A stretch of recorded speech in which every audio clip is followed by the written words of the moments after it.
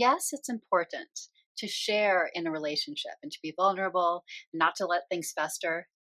But in this video, I want to talk about times when it's okay to hold back a little.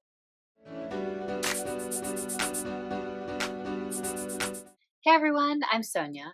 And on this channel, I like to share my tips and strategies to have your best life in relationships. And this video is actually a bit of a takeoff on my last one where I talked about letting go of grievance. But I wanted to go just a little bit further. I had a few more thoughts after that video came out about sort of what I mean by sometimes holding back and not sharing everything in a particular relationship. Like this is probably mainly going to talk about this in the context of your relationship with your partner, but this could be with other relationships too. But I think with a partner, we especially feel like it's important to do that sharing. We have that understanding. I think, we've understood that in psychology and just from all this work and studies on relationships that it's important, for closeness and connection to be vulnerable, to share. And then, like I said, not letting things fester. Like we can't expect our partner to be a mind reader. So if there's an issue, we want to discuss it with them. And we think of all that as like a very healthy relationship, and it is. However, like I said in the grievance video, sometimes like it's not even just about how we say something, but is that the right thing to say at all? And it could be that we have more processing to do around it, but it also could just be that it's not the right thing, and that they don't need to know that exact thing. And that's different though, right? It's different from not bringing up a topic at all or making changes. And so that's the key. And I started to get into that in the other video about dropping grievances. So I'll just break this down a little bit. So I'll talk about the first aspect as the processing. So sometimes we just have something that we need to process. Our feelings around something, our reaction to something that's triggered from the past in something that happened with our partner. And it isn't always necessary to share it. Sometimes we do end up sharing it, but some of that can be processed with a therapist, for example, or a coach, depending on the coach's specialty, of course. But usually be more typically a therapist if we're going back into things that are triggered from the past, for example, and we want to process some of our past experiences as we were growing up, or traumatic experiences. And so I think it's great for our partners to know what's going on in our lives, like maybe even big context. We share with them some of what we've discovered in therapy. And, hopefully with the therapist, we maybe discover some changes in the relationship that might be helpful. And then we can go to our partner sort of maybe with what we've figured out with the therapist in sort of a forward thinking way. And that's what I emphasized in that last video too, is can we make this really forward and present oriented and forward thinking? So the tricky thing is if we just go into processing it with our partner and sharing like kind of the whole thing, the whole reaction, oftentimes, not always, but oftentimes that is just very difficult to not sound blaming, to not have it feel more negative. And I think it's just really important to know that that's not always necessary. And I mean, it's kind of part of the reason why people say, not to make your partner your therapist or someone else your therapist if that's not their role, is because there's this aspect of processing that really the role of a therapist, and in some cases a coach, is the right one to do it in the context of. So, and it's just better than doing it in a relationship.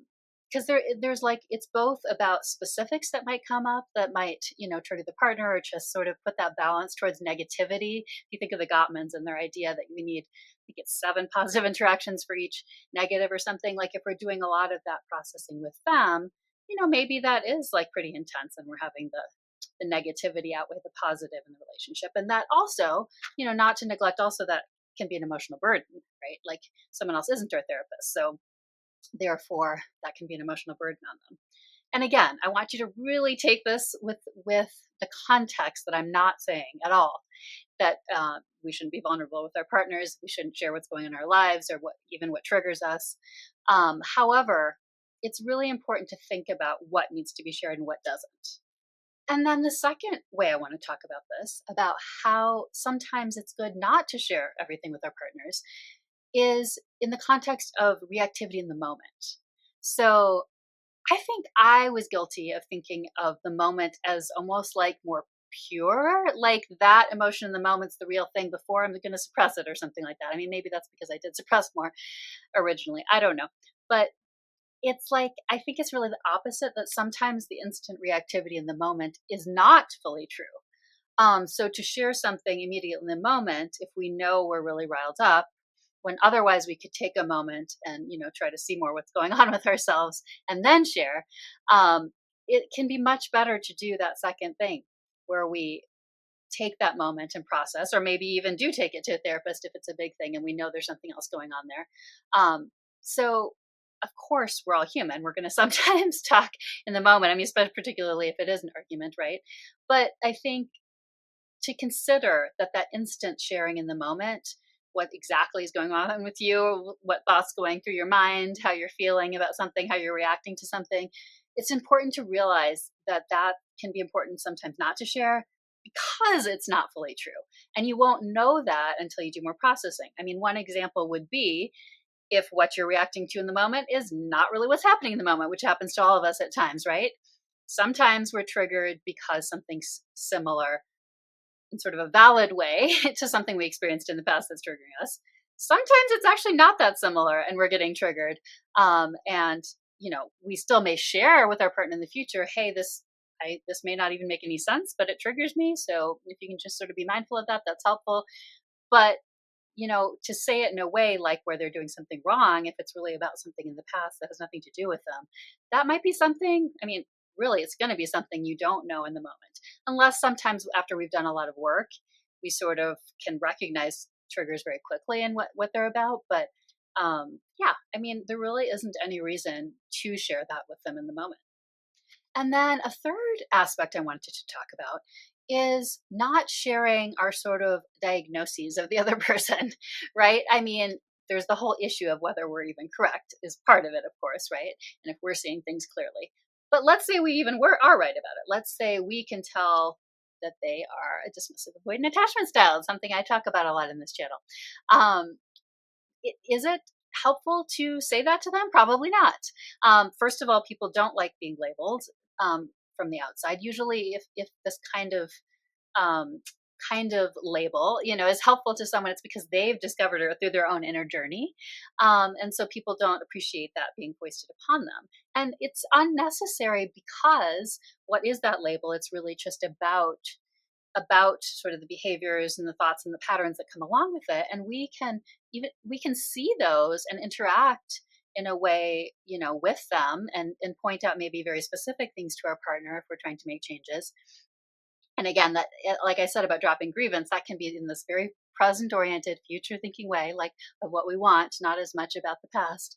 But we can go forward and make changes without them having to like somehow come to some understanding that we think that they should have about what it is they're doing and what that label would be, for example. And I really think a lot of that comes down to just being mindful about someone else and their feelings and having care with them. Um, Even though we're really close to our partners, they, we wouldn't just go up to a stranger and start saying to them, you're this, that, and the other. I mean, maybe you would, but it's not a healthy way to interact with someone. And it's not really a healthy way to interact with our partner either. We can't force that kind of deep change on them or some sort of understanding of themselves on them like that.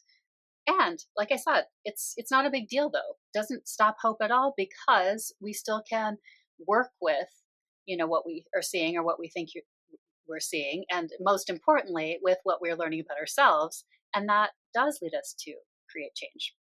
And then finally, I just want to emphasize how not sharing all of this is completely different from not having self worth. You are still going to honor your thoughts and your feelings and reactions. You're still going to process them. But the key here is that you can be most effective when you're more strategic like this about it.